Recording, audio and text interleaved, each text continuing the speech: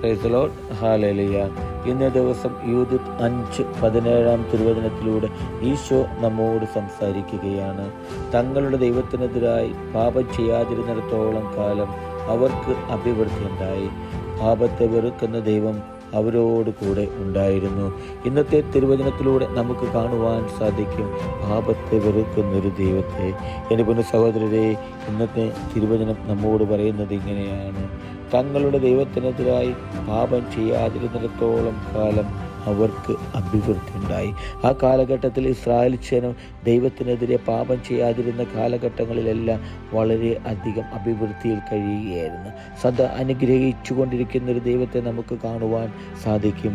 ആ ഇസ്രായേൽ ജനത്തെ ഇതുപോലെ എൻ്റെയും നിങ്ങളുടെയും ജീവിതത്തിൽ പാപമെന്ന പൈശാചികതയിൽ നിന്ന് ഓടി അകലുവാൻ എനിക്കും നിങ്ങൾക്കും സാധിക്കണം.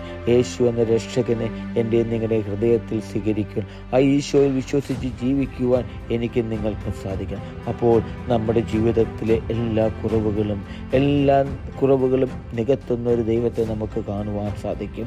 പാപത്തെ വെറുത്ത് ഈശോയെ സ്നേഹിക്കുന്നത് പ്രിയപ്പെട്ടവരെ. ഈശോ പറയുന്നത് ഇങ്ങനെയാണ്: പാപത്തെ വെറുക്കുന്ന ദൈവം അവരോടുകൂടെ ഉണ്ടായിരുന്നുവെന്ന്. എൻ്റെ പൊന്നു സഹോദരരെ, ഇന്ന് നമ്മോട് പറയുന്നത് ഇതാണ്: ഈശോ പാപമെന്ന പൈശാചികയിൽ നിന്ന് ഓടി അകലുവെന്ന്. അതിൽ നിന്ന് ഓടിയകന്ന് യേശു എന്ന രക്ഷകനെ മുറുകെ പിടിക്കുക. അപ്പോൾ നമ്മുടെ ജീവിതത്തിൽ നമുക്ക് കാണുവാൻ സാധിക്കും സകല കർത്താവിൻ്റെ ഇടപെടൽ. ആ ഈശോയുടെ ഇടപെടൽ നമ്മുടെ ജീവിതത്തിൽ നമുക്ക് കാണുവാൻ സാധിക്കും. എപ്പോഴും നമ്മെ അനുഗ്രഹിക്കുന്നൊരു ദൈവത്തെ, എപ്പോഴും നമ്മെ ആശ്വസിപ്പിക്കുന്നൊരു ദൈവത്തെ, എപ്പോഴും സമൃദ്ധി കൊണ്ട് നിറയ്ക്കുന്നൊരു ദൈവത്തെ നമുക്ക് കാണുവാൻ നമ്മുടെ ജീവിതത്തിൽ സാധിക്കും. ഹല്ലേലൂയ. ആമേൻ.